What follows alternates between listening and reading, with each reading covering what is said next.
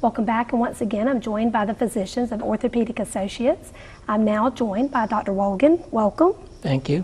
Dr. Wolgin, I understand you're an orthopedic surgeon, but you've also had some additional fellowship training. Right. Let's talk about that.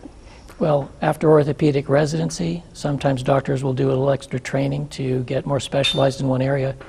I did a fellowship in foot and ankle surgery in 1992, showing my age a little bit, and then went back in 2002 and did a spine fellowship. And my focus is really on spinal problems, but there's no one else who's fellowship trained in foot and ankle in Albany, so I see a lot of those problems also.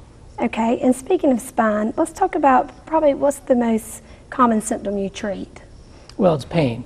You know, I mean, people are kind of freaked out about neck and back pain a lot of times because it's very central to their body.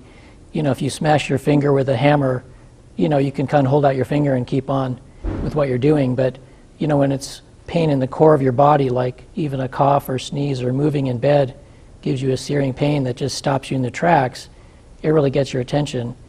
And I think a lot of people have some story of someone who they think might have gotten paralyzed or some disaster, and so people are very fearful a lot of times about having something aggressive done in the spine, but we do have a lot of non-operative treatments available. Okay, let's talk about some of those treatment options you offer that are not surgery. Well, it's a little bit cart before the horse to talk about treatments. You know, the things that commonly go wrong with people are that, and I'm not talking about fresh injuries like you fell off a ladder or something like that, but it's more like the chronic things that wear out. So it's either the spine wears out, like arthritis or degenerated discs, and that problem sort of creeps up on people over time, or they can have nerve compression, and if it's in their neck, they'll get pain or numbness down below the elbow, and if it's in their back, it'll go down below their knee.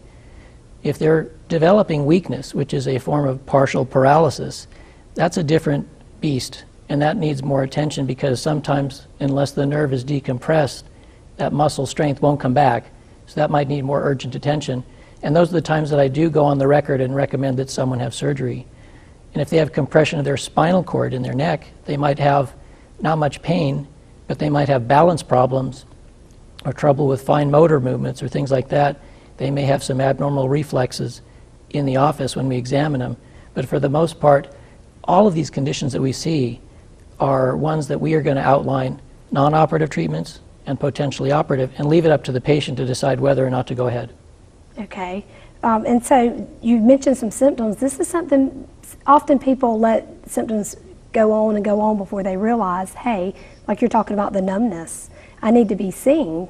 Yeah, well, I'll give you an example. So suppose someone is lifting and they have an injury and they get a herniated disc in their neck. They might have neck pain, pain between their shoulder blades, or maybe some numbness down their arm, maybe a little weakness, which is hard to separate out from not wanting to do something painful. You know, we'll see them, and the natural history of these conditions in most cases is to get better. So they want relief. They want reassurance to know that this is not going to be a dangerous thing. Make sure it's not a tumor infection, which it rarely is. And they want to feel better. And a lot of times with the medicines and the therapy, and sometimes with injections, we can help them feel better, and probably over 90% get better and avoid operations. And when they do need operations, both myself and Dr. Pataki are fellowship trained in spine, and we can help them. Okay, and you mentioned injections. Let's talk about that, because some people may be unaware of what that treatment option is available and how it benefits patients. Well, that's a good point. And you know, you probably know people who've gone in and had an injection in their knee or their shoulder in the office, but we are working very near sensitive nerve structures, so very often the injections are done in our surgery center or sometimes in the hospital, but we have to use x-ray guidance because we're going very close to structures that you don't want to stick, right, like the sac with all the spinal fluid and nerves in it, because that would create another problem. Okay, and so you inject it with something that's going to give them some relief? Well, typically it's a mixture of two medicines. One is numbing and one is the cortisone, and the numbing works right away, so when the patient is moving off the table, if it's the right diagnosis and the needle's in the right place, they have immediate relief. And the numbing will last a little while, but the cortisone kicks in later and could give them relief for anywhere from a few days to several months. Okay, and then we talked about you treat chronic and acute. Patients can wake up that's never had any back pain ever, and they could just as simple as wake up one morning and have chronic back pain. Oh, sure. I mean, everyone knows someone who's had a crick in their neck or moved wrong and didn't remember what happened the day before, the prognosis for those people is usually very good.